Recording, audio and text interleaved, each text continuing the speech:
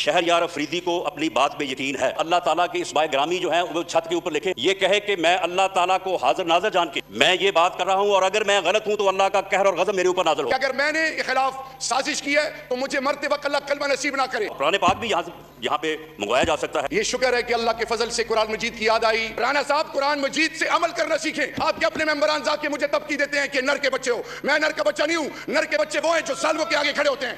इन्होंने कहा कि राना साहब आज आए हैं, उनके पास फाइल है, कुरान पाक नहीं है। जनाब स्पीकर, कुरान पाक में अल्लाह ताला ने कसम से मुतल्लक जो है वो तरीक़ाकार वज़ी किया है और अल्लाह ताला ने फरमाया है कि अगर कोई आदमी कसम खाए तो सिर्फ़ और सिर्फ अल्लाह के नाम की खाए, क्योंकि अल्लाह ही वो ताकत है जो हाज़िर व नाज़िर है। और अल्लाह की कसम खा के वो ये कहे कि मैं अगर गलत कह रहा हूँ तो अल्लाह का कहर और गज़ब मेरे ऊपर नाज़िल हो, और अगर उस बात को आगे से कोई जुटलाए तो वो भी अल्लाह की कसम खाए और अल्लाह की कसम खा के कहे कि अगर मैं गलत कह रहा हूँ तो अल्लाह का कहर और गज़ब मेरे ऊपर नाज़िल हो। जनाब स्पीकर, मैं रब्बे जुल जलाल के नाम जो हैं ये छत पे हैं, मैं उस छत के नीचे खड़ा हूँ। मैं अल्लाह को हाज़िर नाज़िर जान के ये कह रहा हूँ कि अगर मैंने ज़िंदगी में, ये मैंने बात उस दिन भी की थी कि मेरी 25-30 साल जो है वो सियासी ज़िंदगी है, मैंने ज़िंदगी में किसी हीरोइन फरोश से, किसी ड्रग फरोश से कोई तल्लक रखा हो, मैंने ज़िंदगी में कभी किसी की सिफारिश की हो, एक मरतबा भी, कभी भूल के भी सिफारिश की हो, तो अल्लाह ताला का कहर और गज़ब मेरे ऊपर नाज़िल हो। मैं ये भी कहता हूँ कि जिस दिन मुझे ANF के लोगों ने गिरफ्तार किया और थाने लेके गए, 16 घंटे उन्होंने मुझे रखा वहाँ पे, मेरे से किसी चीज़ की बरामदगी तो बहुत दूर की बात है, उन्होंने मेरे साथ ये बात भी की हो कि हम आपके ऊपर ये केस डाल रहे हैं, तो फिर भी मेरे ऊपर अल्लाह का कहर और गज़ब नाज़िल हो। जनाब स्पीकर, इल्ज़ाम मेरे ऊपर ये है कि एक ऐसा ग्रोह जो अफ़गानिस्तान से हीरोइन पहुँचाता है फैसलाबाद, फैसलाबाद से फिर वो हीरोइन पहुँचाता हूँ मैं लाहौर, और लाहौर से वो ग्रोह फिर हीरोइन पहुँचाता है पूरी दुनिया में, और ये काम वो ग्रोह जो है वो साल हर साल से कर रहा है। मेरे भाई शहरयार अफरीदी साहब ये बताएं कि मैं 6 माह जेल में रहा हूँ। वो ग्रोह जो अफ़गानिस्तान से लेके फैसलाबाद तक और फैसलाबाद से लेके लाहौर तक और लाहौर से लेके पूरी दुनिया में फैला हुआ है, क्या उनमें से कोई 2, 4, 10, 20 आदमी पकड़े नहीं जाने चाहिए थे? अगर शहरयार अफरीदी को अपनी बात पे यकीन है तो आज ये यहाँ पे उठे और अल्लाह ताला के इस बायग्रामी जो है वो छत के ऊपर लिखे हैं, ये कहे कि मैं अल्लाह ताला को हाजिर नाजर जान के मैं ये बात कर रहा हूँ और अगर मैं गलत हूँ तो अल्लाह का कहर और गज़ब मेरे ऊपर नाज़िल हो। शहरयार अफरीदी साहब, आप ये बात कहें, ये बात कहें आप, मेरा अल्लाह जो है वो तुम्हारे और मेरे दरमियान इंसाफ कर देगा इंशाअल्लाह ताला। मेरा अल्लाह तुम्हारे और मेरे दरमियान इंसाफ कर देगा, और ये इंसाफ जो कुरान पाक भी यहाँ पे मंगवाया जा सकता है। पहले कुरान मजीद हाथ में लेके राना सनाउल्लाह साहब प्रेस कॉन्फ्रेंस करते हैं और हाथ में कुरान मजीद लेके असेंबली में भी आते हैं। ये शुक्र है कि अल्लाह के फजल से कुरान मजीद की याद आई, हाथ में लेके फिर रहे हैं, और मॉडल टाउन के वो मासूम पिछले 7 सालों से कुरान मजीद उठाए पूछ रहे हैं और बैठे हुए इस इंतजार में कि राना सनाउल्लाह साहब कब कुरान पे, अगर वो चाहते हैं, आके बात कर लें ताकि इसका फैसला हो सके।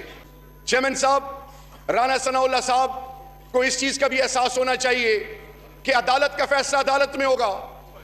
जब 62-63 पर बात हुई और रिमार्क्स आए ऑनरेबल जज के, तो मेरे प्राइम मिनिस्टर इमरान खान में यह मॉरल करेज थी कि उन्होंने कहा कि मैं एक एक रुपए का हिसाब दूंगा और अकाउंटेबिलिटी मुझसे स्टार्ट करें।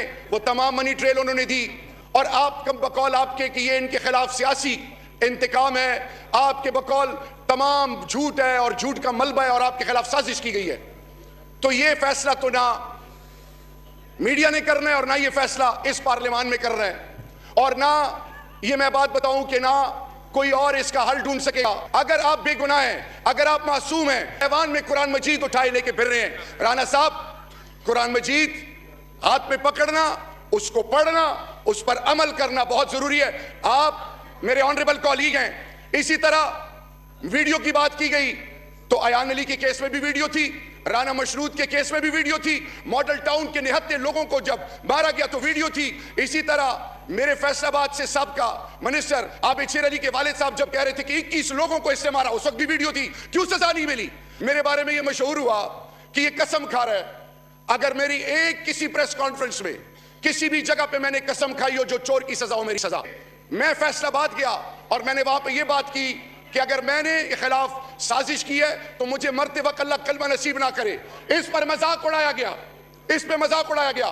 तो आज मैं चैलेंज करता हूं राणा साहब को और पीएमएलएन की हुकूमत को, वोट को इज्जत दो वालों के लिए आप उनकी बॉडी लैंग्वेज चेक कर लें, उनको समझ में नहीं आ रहा। मुझे ये भी बताया गया कि आजकल हर जगह कुरान लेके फिर रहे हैं। राणा साहब कुरान मजीद से अमल करना सीखें।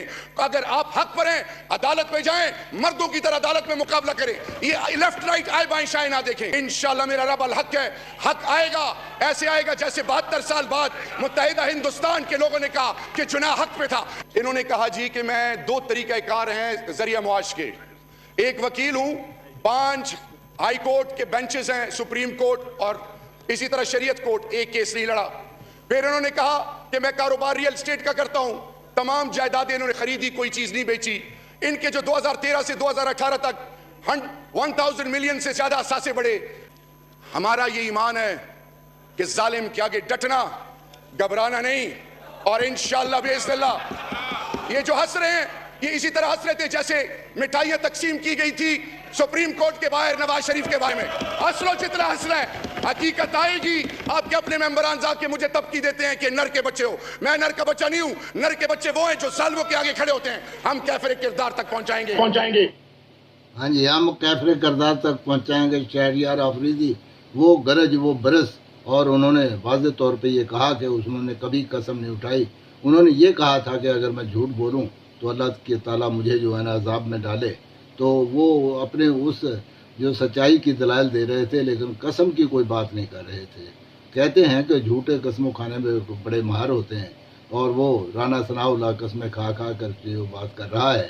ऑन ग्राउंड रियलिटीज़ तो राना साहब बिल्कुल मुख्तलिफ हैं। आप तो वही लोग हैं जो अपना इल्ज़ाम कैरी किए हुए अभी तक घूम रहे हैं कि जब आप मोहतरमा बेनज़ीर भुट्टो की पार्टी में थे तो उस वक्त नवाज शरीफ फैमिली के सिलसिले में जो आप बातें करते थे, और उसकी सज़ा के तौर पे मोहतरमा बेनज़ीर भुट्टो ने आपको पार्टी से निकाल दिया था, और इसी फैमिली ने आपका सर मुड़वा कर और न जाने मुकाला करके बमें मुड़वा कर न जाने क्या हासिल किया था। फिर भी उनकी वफादारी में आप शाह से ज़्यादा शाह के वफादार का रोल प्ले कर रहे हैं। जो आपने वज़ीर दाखिला के तौर पे इस मरतबा किया, मुल्क अजीम के 25 करोड़ आवाम के लिए आपने ममनुआ करार दे दिया कैपिटल सिटी को, और उन्हें कंटेनरों के फसील के अंदर मैसूर कर दिया। और फिर यो अवाम उन्नास अपने कायद के साथ रैली निकाल कर अपने आवाज़ और अपनी बुनियादी हक इस्तेमाल कर रहे थे।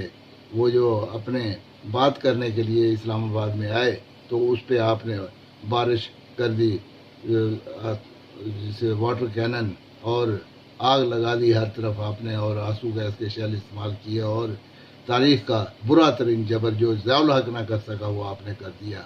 आपका लीडर जो अब भी कह रहा है कि वो इस्टेब्लिशमेंट के यहाँ करता रहे, तो किस तरह वो लोग सच्चे हो सकते हैं कि जो अपने मुलाजिम